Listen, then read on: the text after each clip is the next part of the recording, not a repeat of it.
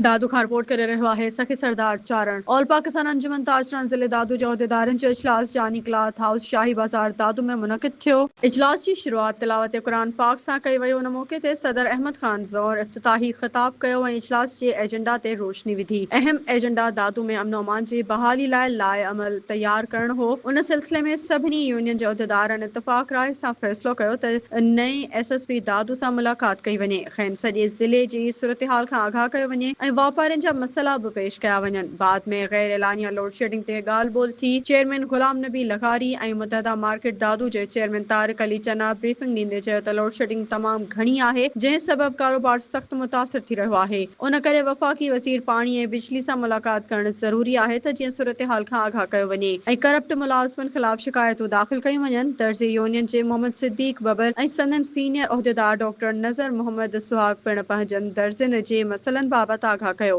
इजलास में सीनियर नायब सदर इफ्तिखार अहमद राहू जो जनरल सेक्रेटरी मोहम्मद नवाज बबर समेत केतिरनि ई उहिदेदारनि शिरकत कई। मोबाइल मार्केट एसोसिएशन जे सदर सैयद हामिद मुर्तज़ा शाह खे ऑनलाइन इजलास में शामिल कयो वियो ऐं संदन राय पिणु वरिती वई। आख़िर में दुआ सां इजलास जो इख़्तिताम कयो वियो।